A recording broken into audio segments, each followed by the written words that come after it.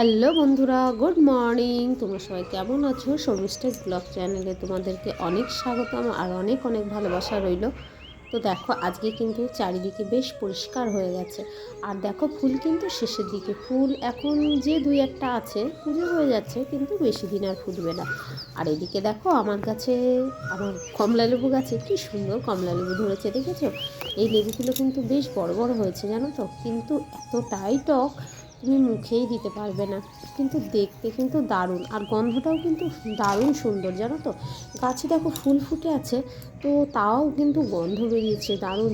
সন্ধ্যা থেকে কিন্তু এই গন্ধটা বেশি বোঝা যায়। তো যাই হোক, দেখো এই ফুল গাছ কটাই আছে, তো কি করা যাবে বলো। ফুল আবার শীতকালে লাগাবো পরের বছর। আর ঝাউ গাছগুলোও কিন্তু বেশ বড় বড় হয়ে গেছে। আর এদিকে দেখো, মামামের দুষ্টুমি তো চলতেই থাকে, সকালবেলা উঠেই কিন্তু বায়না শুরু হয়ে গেছে। তো যাই হোক, দেখো আমার কিন্তু কাজকর্ম কমপ্লিট হয়ে গেছে। তো এদিকে রান্নাঘরে চলে এসেছি। আর শরীরটা কিন্তু একদমই ভালো নেই, তোমরা গলার ভয়েস শুনেই বুঝতে পারছো শরীরটা কিন্তু বেশ খারাপ হয়েছে। তো একটু ওষুধও খেয়ে নিচ্ছি। আর আমি কিন্তু একদম ওষুধ খেতে পারি না, জানো তো। ওষুধ খেতে গেলেই না আমার গলায় বেঁধে যায়। তো কি করা যাবে বলো, 2 মগ জল খেয়ে নিলাম, মানে ওষুধটা গিলতে গিয়ে। তো যাই হোক, দেখো তারপরে একটু চা খেয়ে নেবো গরম গরম। খেয়ে নিয়ে তারপর কাজে হাত দেবো। তো চলো।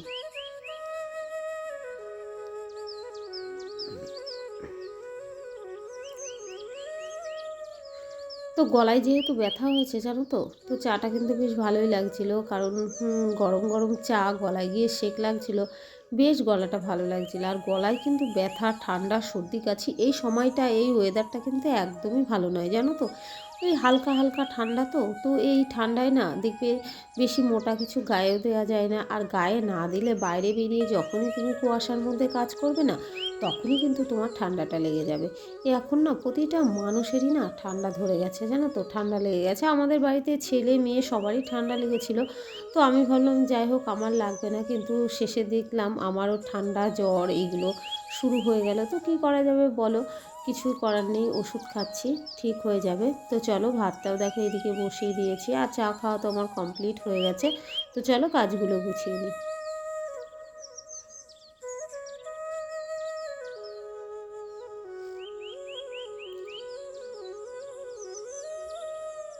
এদিকে দেখো, রান্নাও বসিয়ে দিয়েছি। কড়াইয়ের মধ্যে তেল দিয়ে দিয়েছি, আর তেল দিয়ে একটু শাক রান্না করব। তো ভাবলাম শুধু শুধু শাক কিন্তু খেতে ভালো লাগে না, একটু রসুন ফোড়ন দিলে ভালো লাগে। কিন্তু মোটর শাকে রসুন ফোড়ন চলে না, তো একটু ডাল দিয়ে দিলাম, মুগ ডাল ফোড়নে দিয়ে কাঁচা লঙ্কা দিয়ে শাকটাকে ঢেলে দিলাম। আর শাকটা না কালকেই কুচিয়ে রেখেছিলাম, জানো তো।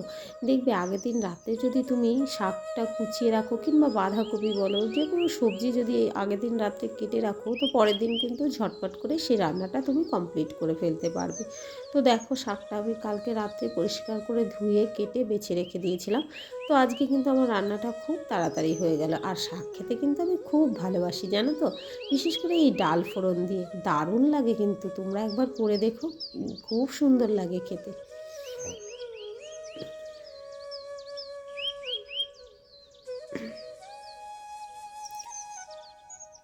আর এদিকে দেখো, রান্না করছি শুক্তো। তো তোমাদের দাদা ভাই, আমি সবাই এই ডাঁটা শুক্তো খুব পছন্দ করি। আর করব মটরের ডাল। তো দেখো, ডালটাও কিন্তু আমি সিদ্ধ করে নিয়েছি, তো উচ্ছে দিয়ে ডালটা রান্না করব। আর তোমরা তো জানোই মটরের ডাল উচ্ছে দিয়ে দারুণ খেতে ভালো লাগে। তো দেখো, আমার রান্না বান্না কিন্তু কমপ্লিট হয়ে গেছে। তো সবাই খাওয়া দাওয়াও হয়ে গেছে। তো গ্যাস ট্যাসগুলো মুছে পরিষ্কার করে নিচ্ছি। তো দেখো, আমার কিন্তু সমস্ত কিছু মোছা কমপ্লিটও হয়ে গেছে। তো রান্নাঘর যদি টিপটপ থাকে, কার না ভালো লাগে বলো। তো দেখো, গ্যাস ট্যাস মুছে নিয়ে আবার এদিকে চলে এসেছি যে বাসনগুলো তোলার জন্য। বেসিনে কিছু টুকটাক বাসন মেজে নিয়েছি, আর এইগুলো কাজের মাসে মেজে দিয়ে গেছিলো। তো জায়গার বাসনটা জায়গায় চলো গুছিয়ে রাখি।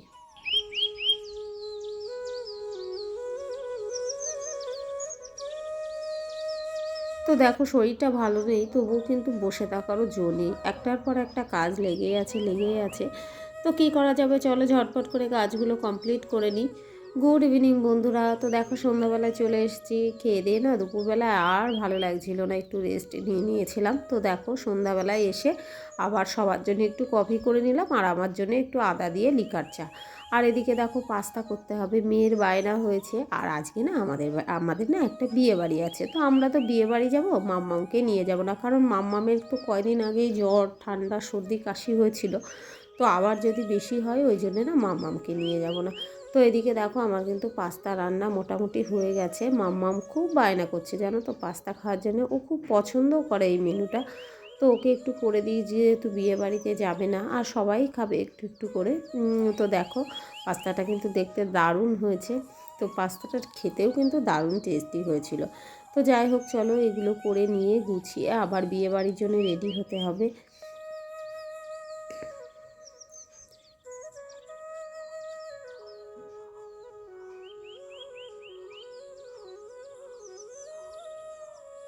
তো পাস্তাটা না আজকে সব সবজি দিয়ে করেছি, খেতে কিন্তু দারুণ টেস্টি হয়েছিল। তো এদিকে দেখো সব গুছিয়ে আবার বিয়েবাড়িতে চলেও এসেছি। আর বিয়েবাড়িতে যখন আসি না, বাড়িতে একটু ভিডিও করা হয়নি জানো তো। তোমাদের দাদাভাই যেহেতু অতটা পছন্দ করে না মানে ছবি টবি তোলা, তো বাড়িতে আর ভিডিও করে ওঠা হয়নি। তো দেখো বিয়েবাড়িতে ডাইরেক্ট চলে এসেছি, এসে দেখো কত লোকজন। তো যাই হোক এখন না মালা বদল শুরু হয়ে গেছিলো। তো দেখো এটা হলো কোণে আর বর সাইডে আছে। তো যাই হোক বেশ ভালো লাগছিলো। আর পান পাতাটা দেখো কি দারুণ করে সাজিয়েছে, আমার কিন্তু খুব ভালো লাগছিলো জানো তো। আর কনেকেও এত সুন্দর করে সাজিয়েছিল, দেখতে কিন্তু দারুণ লাগছিল জানো তো। তো এদের বিয়ের কথা দেখে না দেখবে নিজেদের বিয়ের কথা কিন্তু একটু একটু মনে পড়ে যায়। তো বেশ লাগছিল। আর বিয়ে বাড়িতে মা অসুস্থ হয়ে গেছিলো, যেহেতু মা মেয়ের বিয়ে হয়ে গেলে তখন কিন্তু দেখবে ভীষণ ভীষণ কষ্ট হয়। আমারও মেয়ে আছে, আমিও জানি সেই মুহূর্তটা না খুবই কষ্টের হয়। মেয়েকে ছোটোবেলা থেকে মানুষ করে তারপরে আবার পরের বাড়ি পরের হাতে দিয়ে দেওয়া, এটা কিন্তু মায়ের পক্ষে খুবই কষ্টের, কিন্তু কিছু করার নেই, করতেই হবে, দিতেই হবে মেয়েকে বিয়ে। তো যাই হোক দেখো তো দেখো সব কিছু মেনু পড়েও গেছে। তো এখানে দেখো ডাল, ভেজিটেবিল আর চিপস, যা যা থাকে তাই তাই খেয়ে দিয়ে আবার দেখো এখানে চলেও এসেছি। তো চিকেন ছিল, মাছ ছিল। তো যাই হোক আবার দেখো বিয়ে দেখার লোভ আর সামলাতে পারলাম না। তো খাওয়া দাওয়া করে আবার নিচে চলে আসলাম, এসে দেখি আশীর্বাদ পর্ব চলছে। তো মেয়ের মামা আশীর্বাদ করছে জামাই মেয়েকে। তো ভালোই লাগছে দেখতে, এইগুলো দেখতে কার না ভালো লাগে বলো। তো যাই হোক ছেলে মেয়েকে দারুণ মানিয়েছে। তো সবাই আশীর্বাদ পর্ব দেখে দেখো আবার বাড়িতেও চলে আসলাম। আর এসে কিন্তু পান খাচ্ছি। পানটা কিন্তু বিয়েবাড়িতে দেইনি, আমরা আসার সময় কিনে নিয়ে এসেছিলাম। তো অনেক দিন মিষ্টি পান খাওয়া হয়নি জানো তো। পান খেতে ভালো লাগে, কিন্তু পান খেলে না মুখ টুক কেমন যেন একটা হয়ে যায়, মানে পরে যে জিনিস খাবে তুমি আর স্বাদ পাবে না। তো যাই হোক মিষ্টি পান খেতে ভালো লাগে, তো পান খেলে তো গাল পুড়বেই বলো, কিছুই করার নেই। তো আমি একটু খেলাম, মাকে একটু দিলাম, মামামা খাওয়ার বায়না করছিল, তো মামামকে আর দিইনি। তো দেখো এখানে বসে খাচ্ছি। তো চলো ভিডিওটা ভালো লাগলে লাইক কমেন্ট শেয়ার করে দিও, পাশে থাকো। Good night.